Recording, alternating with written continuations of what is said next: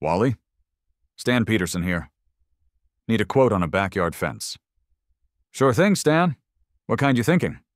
Standard 6-foot privacy? Thinking taller, I said. Maybe 8 feet and strong, really strong. Heavy gauge chain link would be fine. Wally whistled. 8 foot? What are you trying to keep in or out? Deer, neighborhood kids? Trying to keep in, I said carefully. A new pet, very large, needs secure containment. Large pet, huh? Like one of those big dogs? Mastiff? I hesitated. Might as well rip the Band-Aid off. Llama. Silence. Then a burst of laughter. A llama! Get out of here! You're putting a llama in your backyard in Maple Creek? First, you gotta understand about Moose. Moose is my dog. Well, he's less a dog, more a small, furry, perpetually cheerful bear who happens to bark occasionally. He's a Newfoundland, 160 pounds of black fluff, gentle giant disposition, and enough slobber to fill a kiddie pool on a hot day. He's clumsy. He sheds enough to knit a sweater weekly, and his idea of fetch involves gently retrieving the ball, lumbering back halfway, then lying down for a nap with the ball safely contained within the gravitational pull of his jowls. But he's the best boy. Wouldn't hurt a fly, though he might accidentally drool on it. Kids in the neighborhood adore him. He lets them use him as a furry climbing structure. He's basically a 4-legged ambassador of goodwill. We live a quiet life, Moose and me, and my wife, Sarah, who mostly tolerates our shenanigans. Our house is nice enough, typical suburban box. The yard's decent, mostly grass, couple of maple trees. We didn't even have a fence initially, just those low, decorative shrub borders the HOA mandates to ensure maximum visibility for people like Karen. Karen lives next door. Karen, whose lawn is an unnaturally vibrant shade of green, achieved through what I suspect is a complex system of fertilizers, pesticides, and possibly whispered threats. Karen, who seems to have appointed herself the guardian of Maple Creek's aesthetic and behavioral standards. Karen, who decided Moose was a problem. It started subtly. A sniff. A pointed look as Moose lumbered past during our evening walk. Always on a leash, mind you. Then came the comments, delivered over the non-existent fence line while I was trying to grill burgers. Stanley! Her voice always had that edge, like a rusty saw cutting through pleasant silence. That animal of yours. He's very large, isn't he? Yeah, he's a newfie, Karen, I'd reply cheerfully. Big breed, but total sweethearts. She'd say, eyeing Moose like he was plotting to steal her prize-winning begonias, which he probably couldn't even see over the decorative shrubs. He just seems rather imposing for a neighborhood like this. Makes one feel a bit uneasy. Uneasy? Of Moose? The dog whose primary defense mechanism was leaning heavily on people until they administered belly rubs? Then came the formal complaints. Not directly to me, of course. That would be too straightforward. No, Karen went straight to the HOA. Suddenly, I started getting polite but firm emails from the management company.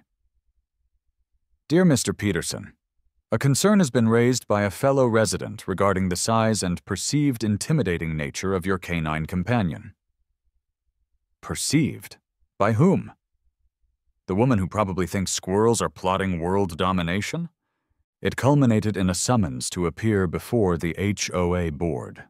Not for anything Moose did, not for barking, not for digging. He mostly just slept in the yard. Not for escaping. He was always supervised or leashed. Just for existing, for being large. The meeting was surreal. Me trying to explain that Newfoundland dogs are bred to be gentle giants, that Moose wouldn't harm a dust bunny.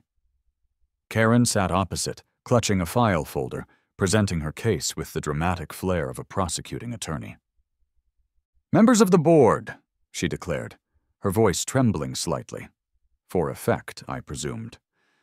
While Mr. Peterson assures us his animal is friendly, its sheer size is fundamentally incompatible with the character of Maple Creek Estates. It's intimidating.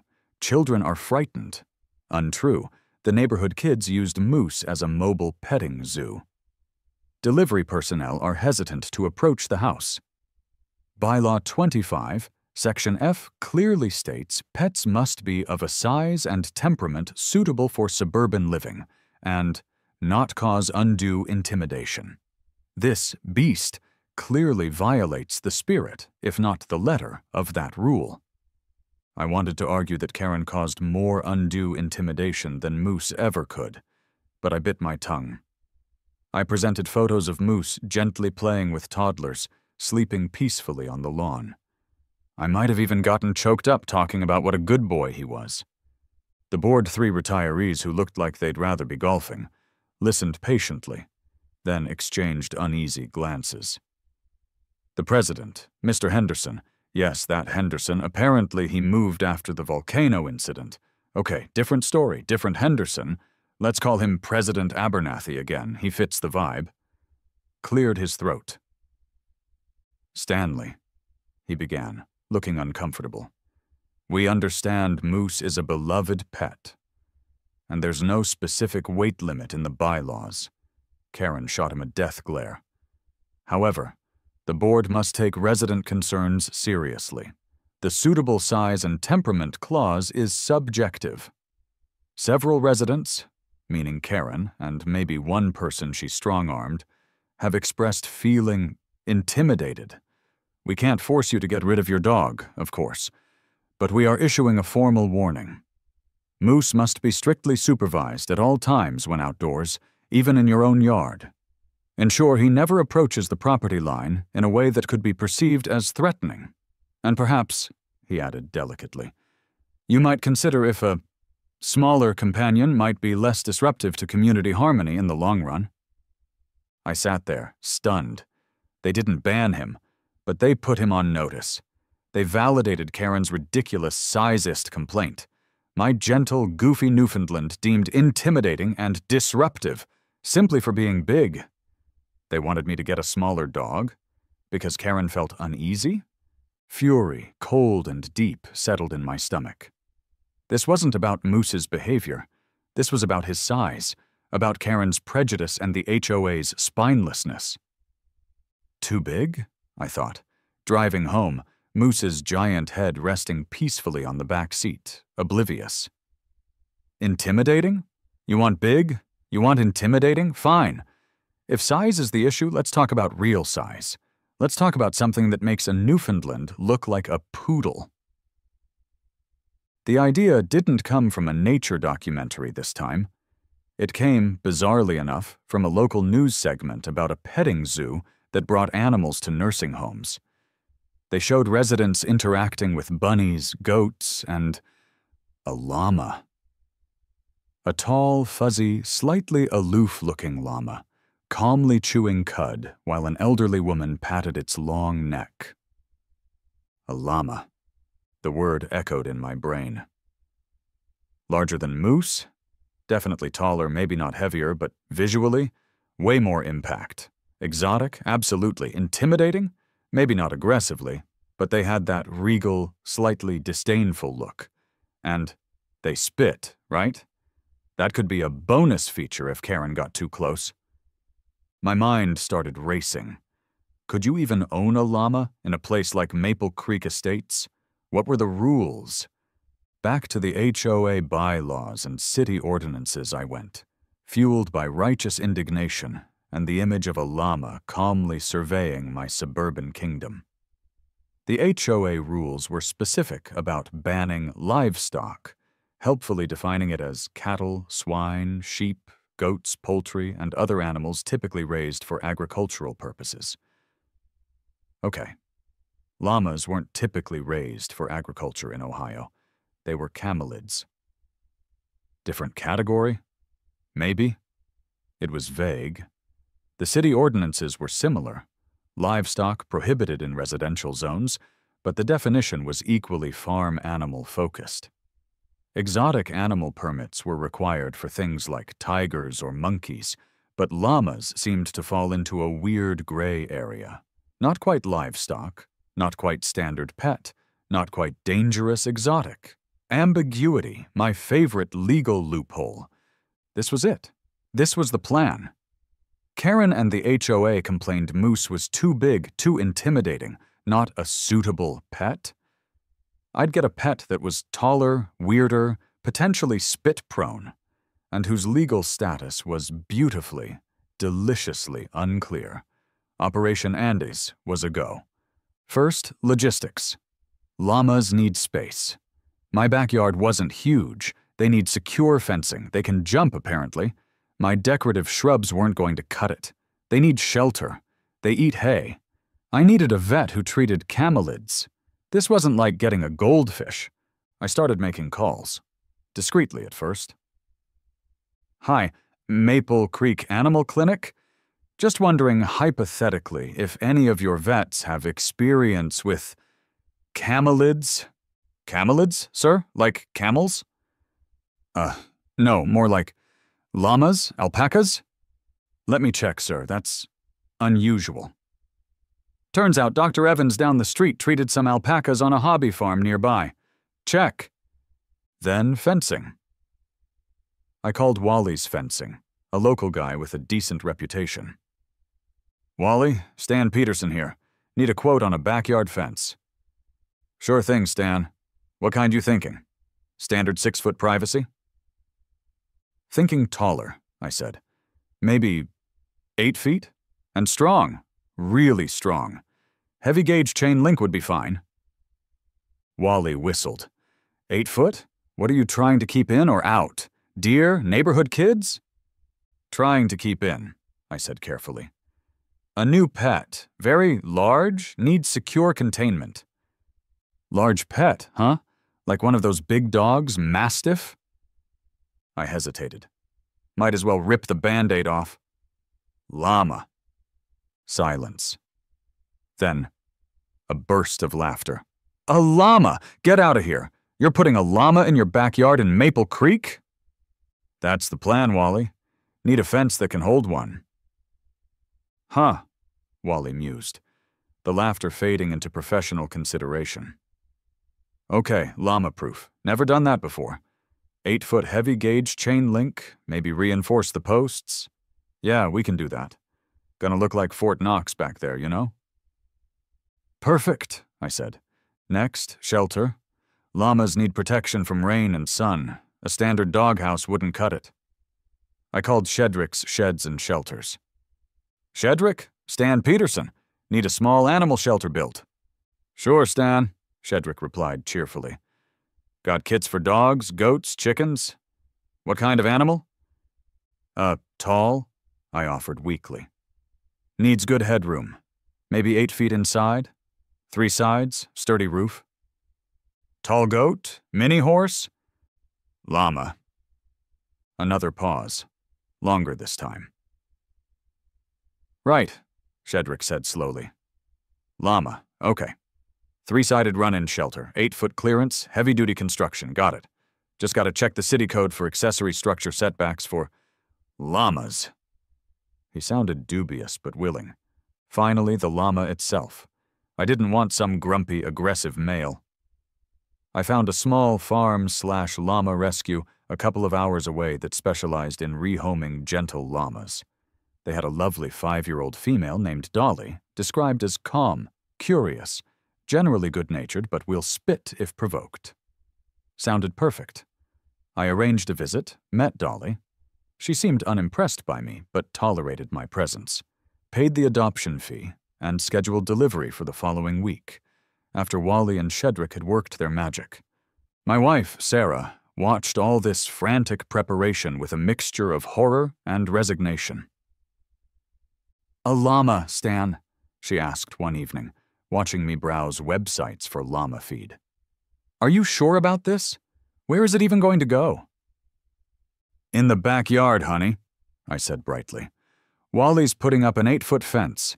Shedrick's building a lovely 3-sided shelter. She'll be perfectly comfortable. And Karen? And the HOA? And the city? Minor details. I waved a dismissive hand, trying to project confidence I definitely didn't feel. It's not technically livestock, according to the ordinance. It's just a large, fuzzy pet. What could possibly go wrong? Sarah just poured herself a very large glass of wine. Wally the fence guy was true to his word. My backyard was transformed into something resembling a minimum security prison yard. 8 feet of gleaming, heavy-gauge chain link now enclosed the entire space. It wasn't pretty, but it felt secure.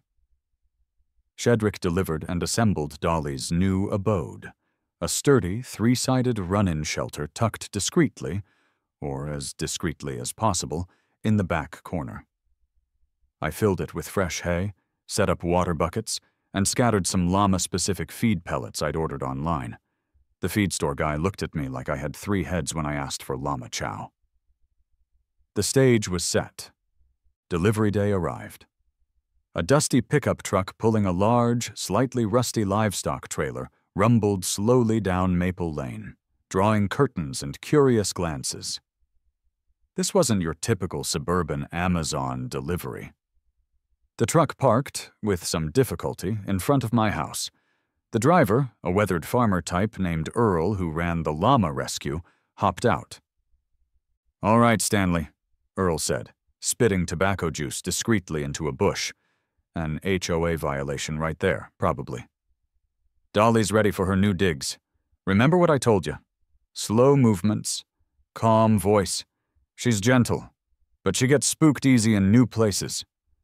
He lowered the trailer ramp, and out stepped Dolly. Now, if you've never seen a llama up close, they're something.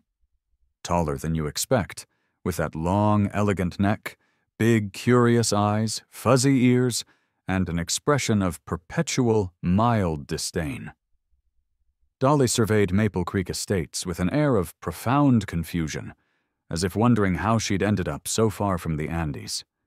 She was mostly white, with some brown patches, and undeniably large. Definitely made Moose look like a lapdog. Getting her from the trailer into the backyard, even with Earl's help, was a slow, awkward process involving gentle coaxing, a lead rope, and Dolly occasionally planting her feet stubbornly. Neighbors were definitely watching now. Phones were out. I saw Mrs. Gable's face appear, pale and horrified, in her front window before quickly vanishing again. Finally, we got Dolly into the backyard. She explored her new enclosure cautiously, sniffed at the shelter, ignored Moose, who was watching placidly from the patio door. Good boy, Moose.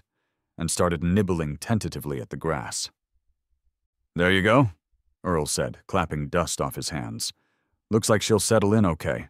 Just give her space. Call me if you have any trouble." He got back in his truck and rumbled away, leaving me alone with my new, extremely large, potentially illegal pet. The quiet lasted about 15 minutes, just long enough for me to start questioning my life choices. Then Karen appeared. Not at the fence line this time. She marched right up my driveway, face flushed, vibrating with indignation. "Stanley Peterson!" she shrieked before she even reached the backyard gate, which Wally had also made extra tall and sturdy. "What is that creature?" I walked calmly towards the gate. "Oh, hi, Karen," I said, leaning on it casually. "Just admiring my new pet. Isn't she lovely?"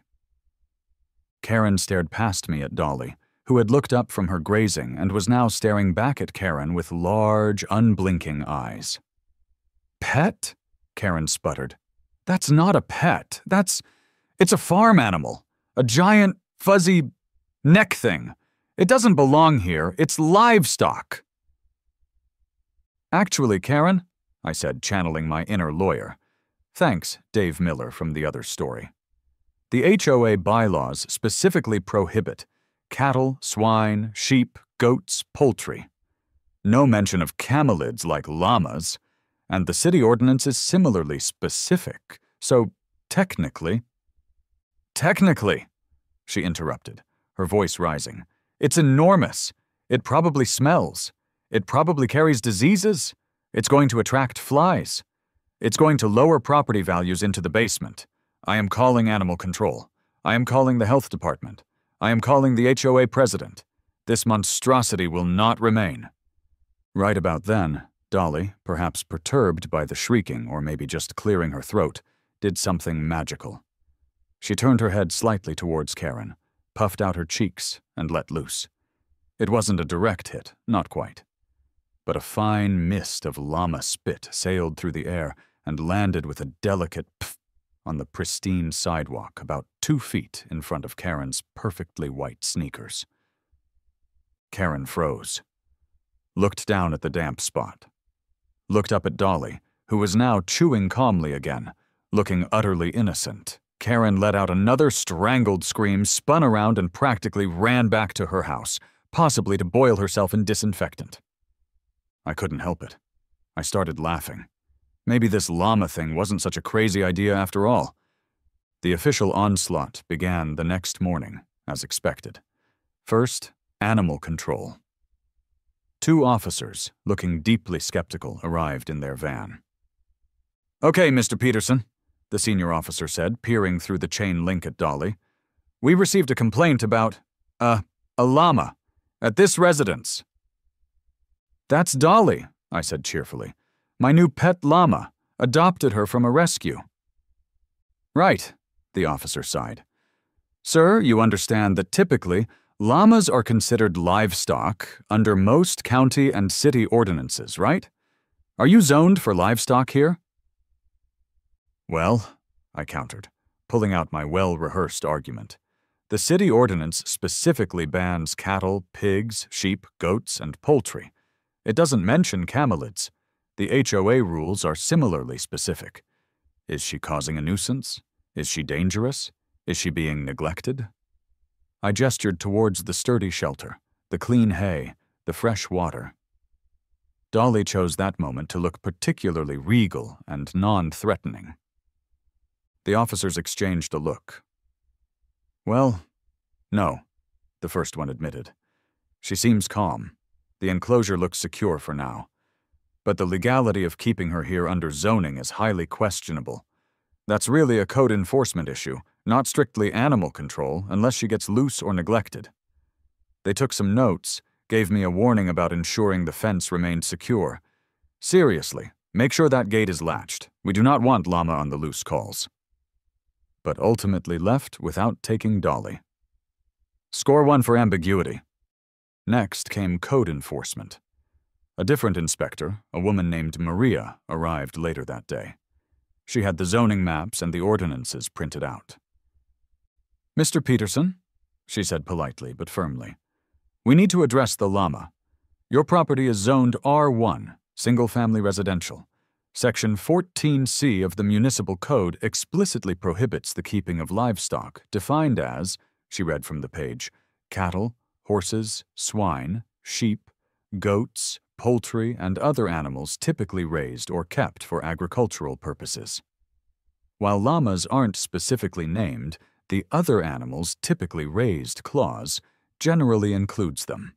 "But she's a pet," I argued, "not for agriculture." "Sir," Maria said patiently, "the zoning isn't based on your intended use, but the typical classification of the animal. Under state and local definitions, llamas are almost always classified as livestock. Keeping her here violates the zoning ordinance." She handed me an official notice of violation. "You have 15 days to remove the animal from the premises or file an appeal with the Zoning Board of Appeals." Checkmate? Or so it seemed. The city had drawn a line in the sand. The HOA, receiving a copy of the violation notice, went into overdrive, scheduling the emergency meeting to demand my immediate compliance and levy fines retroactive to Dolly's arrival.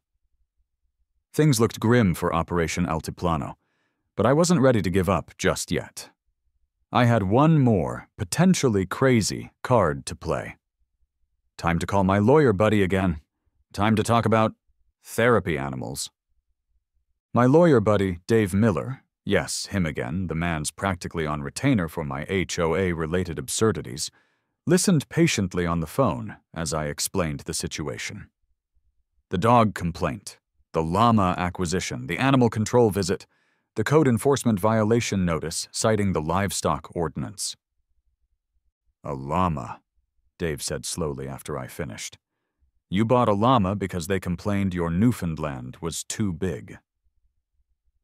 Seemed logical at the time, I mumbled. He sighed.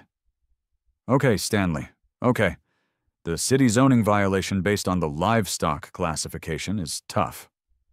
That's usually pretty clear-cut, legally speaking. Fighting that head-on in court? Expensive, low chance of success, unless there's some major flaw in the ordinance wording, which is unlikely. So I have to get rid of Dolly? My heart sank.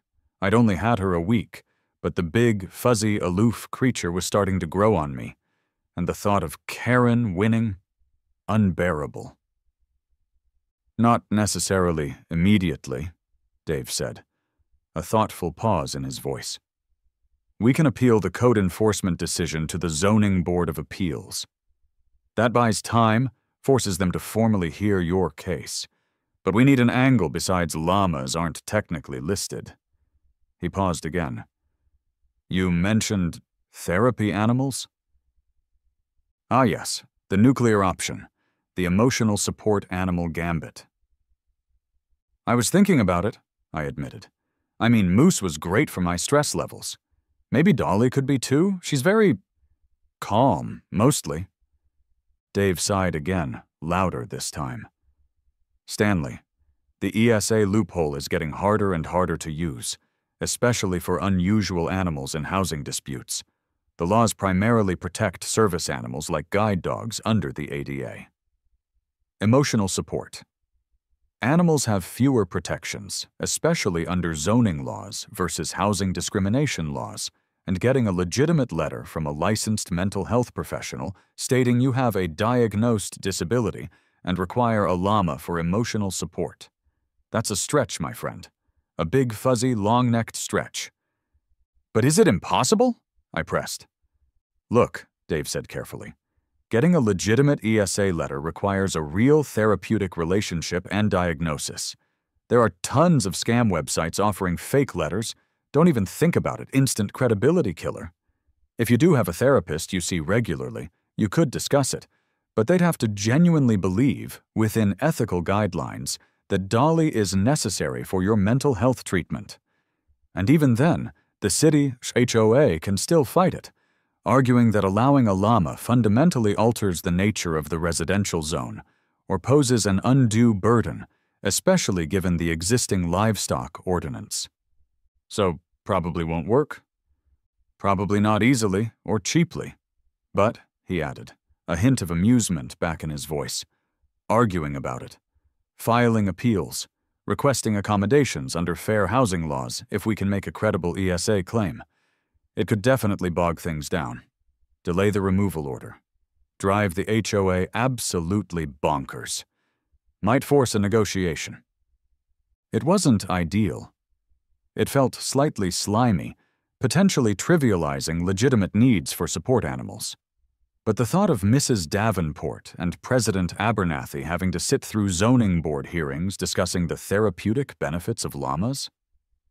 It was almost too delicious to resist. Okay, I said. Let's explore the appeal. And maybe I should schedule an appointment with Dr. Friedman, my therapist, whom I saw occasionally for work stress and who was probably going to think I'd finally lost it. While Dave filed the appeal paperwork, buying us precious time before the 15-day removal deadline, life with Dolly continued under intense neighborhood scrutiny. Karen had apparently appointed herself official llama watcher. I'd see her peering through her blinds, phone camera occasionally visible. She documented every time Dolly pooped. Llamas conveniently tend to use one spot, which actually made cleanup easier than Moose's random landmines, but Karen didn't care. She documented the smell of hay.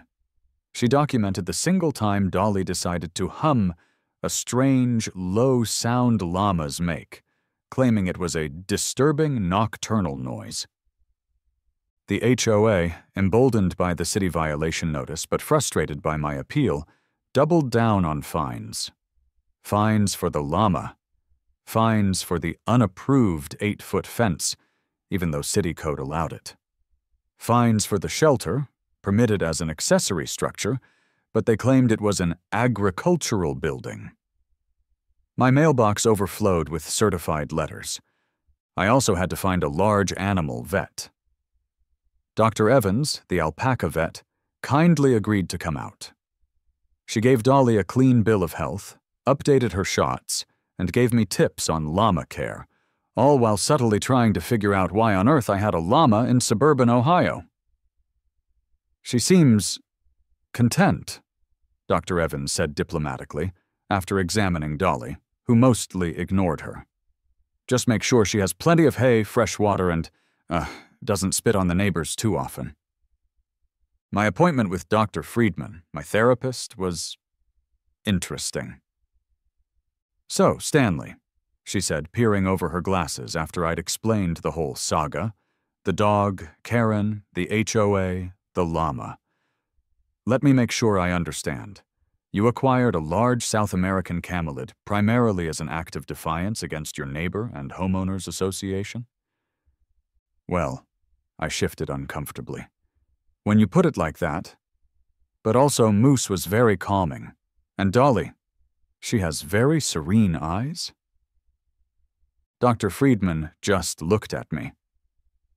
"Stanley, while I appreciate creative problem solving, acquiring livestock to manage neighborly disputes falls slightly outside standard therapeutic interventions.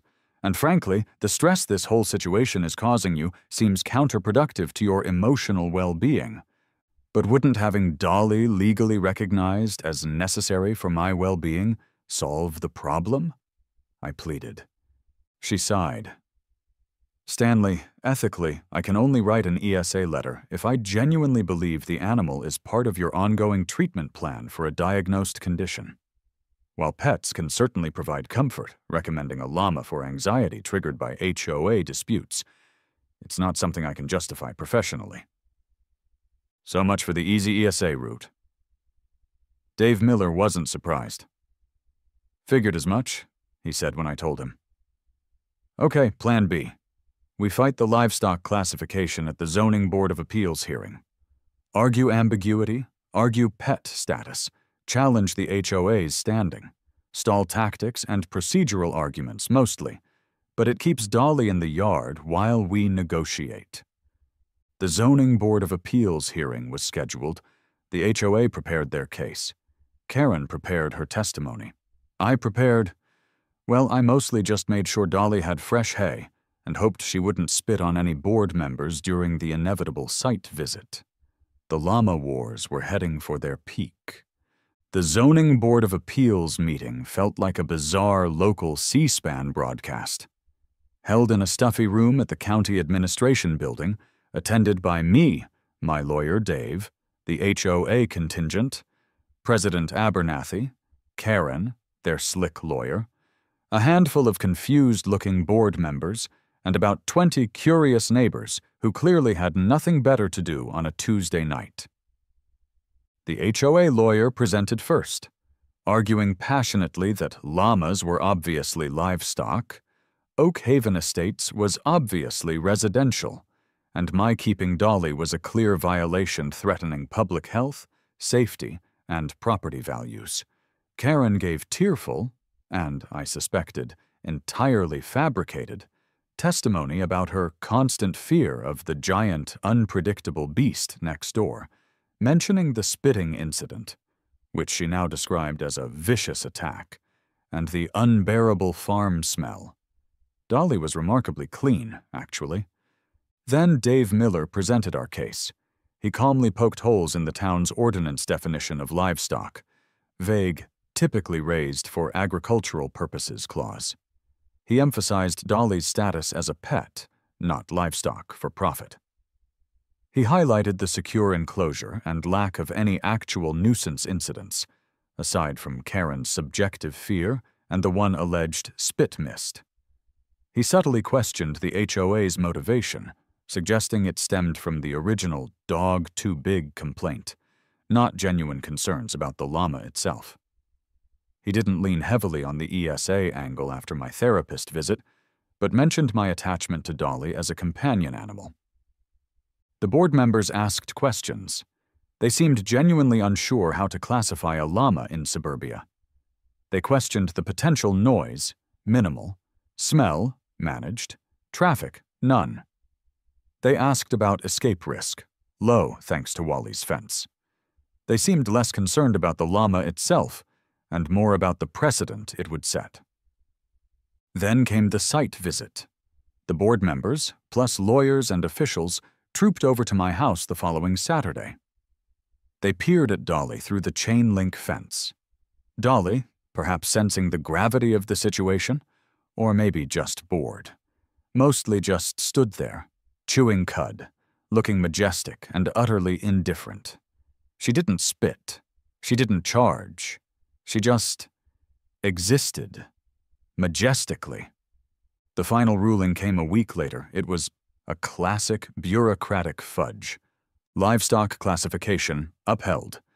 They sided with the code enforcement interpretation that, under current ordinances, a llama is considered livestock and therefore prohibited in an R1 residential zone. Defeat on the main point. Removal order stayed, temporarily. However, citing the ambiguity in the ordinance's definition, the lack of specific llama prohibition, and the fact that I had obtained permits for the enclosure shelter, albeit under false pretenses regarding the occupant, they granted a temporary stay on the removal order for 6 months. Conditions. During those 6 months, I was required to A. Maintain meticulous sanitation with 0 odor complaints verified by the health department. B. Ensure Dolly remained securely contained at all times. C. Work with the City Council and Planning Department on a potential ordinance amendment clarifying the status of non-traditional pets/camelids, which everyone knew was unlikely to happen quickly. D. Engage in mediation with the HOA to find a mutually agreeable long-term solution. Basically, they kicked the can down the road. They agreed Dolly couldn't stay permanently under current rules, but gave me 6 months of legal limbo, likely hoping I'd quietly rehome her myself to avoid further hassle, or that the HOA and I could work something out. The HOA was furious they didn't get an immediate removal order. Karen was livid. They scheduled mediation. It was, predictably, useless. Their mutually agreeable solution was me getting rid of Dolly immediately.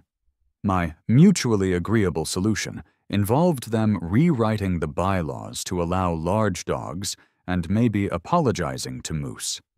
We were miles apart. So Dolly stayed. For 6 glorious, weird months, life settled into a strange routine. Me mucking out the llama shelter, buying hay bales, explaining to confused delivery drivers why there was a llama in the backyard. Dolly calmly observing the neighborhood, occasionally humming, never spitting again, at least not at Karen. Moose enjoyed watching her through the patio door. Karen watched me constantly, documenting everything. The HOA sent letters reminding me of the impending deadline. As the 6 months drew to a close, I knew I couldn't win the long game. Challenging the city's livestock ordinance directly would be a massive, expensive legal battle. The ESA angle was a non-starter. And while Dolly was interesting, was suburban Ohio really the best place for her?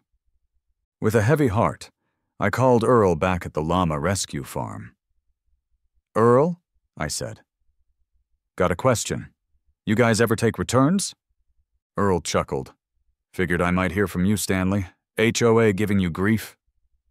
"You could say that." "Yeah, happens. She a good girl otherwise?" "She's great," I admitted. "Calm, quiet mostly, just not exactly built for Maple Creek Estates." "Bring her on back," Earl said kindly. We'll find her a good spot here with the others." Saying goodbye to Dolly was weirdly sad. She'd become a fixture, a symbol of my ridiculous stand. Loading her back onto Earl's trailer felt like surrendering. So, the Great Llama experiment ended not with a bang, but with a quiet trailer ride back to the countryside. The 8-foot fence remains. Wally did good work. The shelter is now a very oversized garden shed. The backyard is llama-free. Karen? She actually looked disappointed? Maybe she missed having something epic to complain about. She hasn't said a word to me since Dolly left, but she also hasn't complained about Moose, who still enjoys his supervised backyard time. Though I did finally build him a smaller, HOA-compliant, beige doghouse inside the old shelter. Was it worth it? The thousands spent on fencing, shelter, feed, lawyers, the months of stress, the sheer, unadulterated absurdity of owning a llama to spite a neighbor. Logically, absolutely not. It was insane. A costly, time-consuming, ultimately futile gesture. But every time I walk Moose, and Karen averts her gaze, refusing to even look at my perfectly normal-sized, for his breed, dog. Every time I remember the look on the HOA board's faces when Dave Miller explained llama law, every time I think about Dolly calmly spitting near Karen's shoes. Yeah, maybe it was. Sometimes you have to fight petty with preposterous. You complain my dog's too big? Fine. Prepare for the possibility of large South American camelids. It might not fix the underlying problem, but it sure makes for a better story. Now, about those miniature horses. Are they technically livestock? I should probably check the bylaws again.